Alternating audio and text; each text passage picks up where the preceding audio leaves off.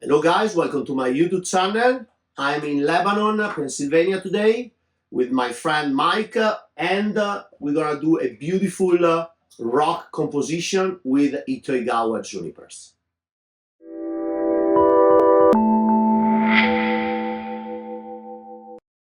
So Mike got this beautiful rock with a lot of character. It's a lace rock here from US and we are planning to put Itoigawa juniper on top of it. I already did a little sketch, imagining to have a leader tree up here and use the directionality of the rocks, the rock going to the right side, and put other nice trees to frame all the nice detail of the rock.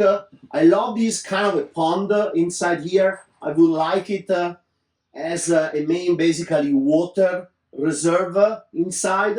So we're gonna frame some part of the rock to basically welcome the roots of the new juniper, especially this position here and this position on top, and then start creating the little juniper and planting.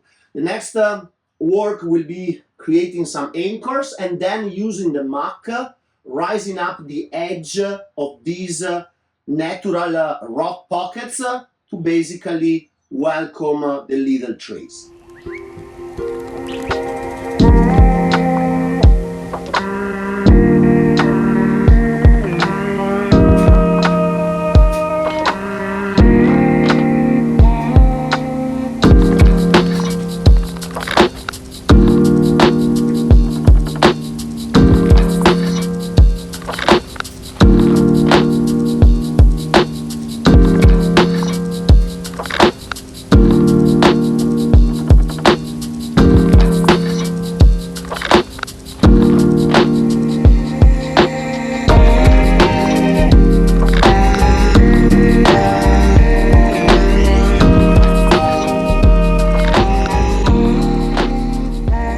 According to the different position I want to put the tree, and start doing some selection on the different part, creating some gin, and then later on I can also do some shari, clean the branches, clean the inner stuff, and then I will do a quick wiring to really position. I will hold a lot of green on the tree for now as a first styling to make them nice and growing into the rock, and then eventually next year we can do some more selection, some more padding, some more shari in the trunk. I don't want to make the tree so weak and then put on the rock that is already stressful. I prefer to hold a lot of strength on the different trees and they can root in the new rock properly and then do more work next year. So this is the leader tree. The biggest one between the 7 I have, it will be the top one on the rock, creating the first strong movement to the right side. I have a beautiful twisty part here. I will remove this part and create deadwood and use the right branches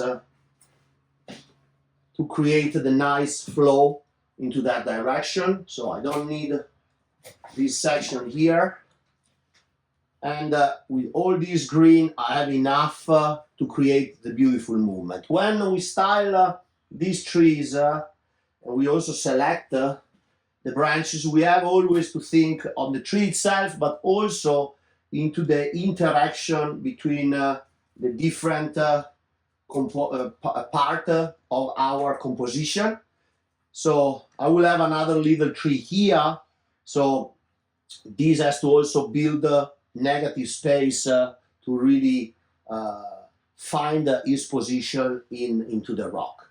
So now I do some ginning. I will prepare all the single trees and then we'll start positioning them. What I normally do, I clean the tree, overall wire the different part of the tree, get everything ready, and then position the tree and set the branches when I have all the trees out.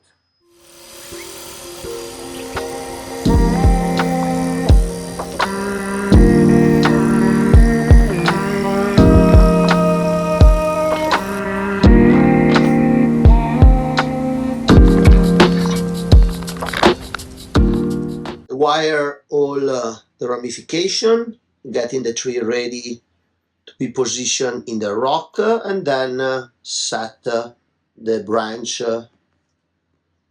in the perfect spot.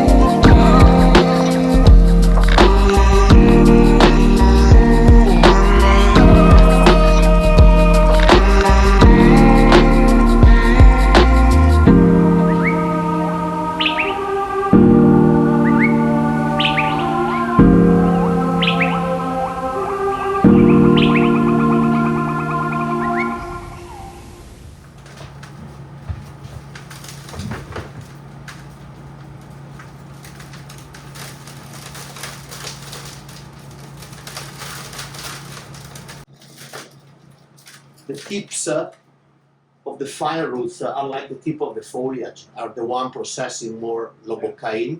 So less we remove when we repot, better is for the tree. So I like only to open very well, so I can basically manipulate the root ball inside of the hole. Over there we have a lot of space for these two trees. Okay. See, that's perfect. Let me just finish this. Would be good to have if you have a sprayer with water and some rooting hormone, for example, you can spray the roots before positioning. In the meantime, what I normally do, I dump them in water, like here, and so with that, they can have less stress.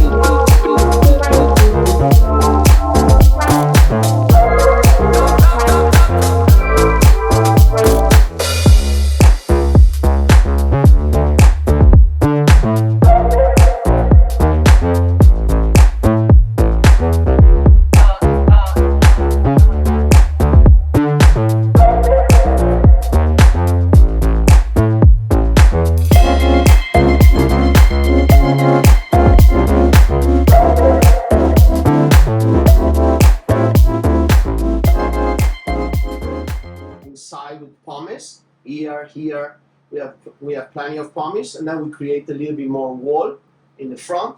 This can be removed. Okay, and then I briefly also shape these two, and then we can work on the other tree in the back.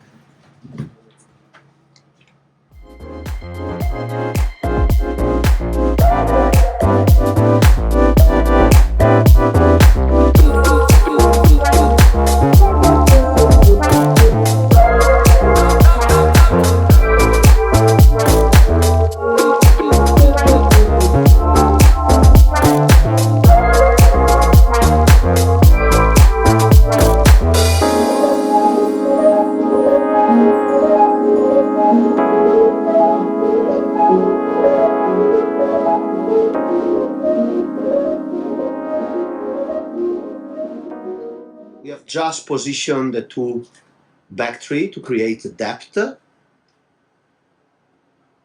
Fix the roots to the rock, and now filling with soil to create a connection with the trade.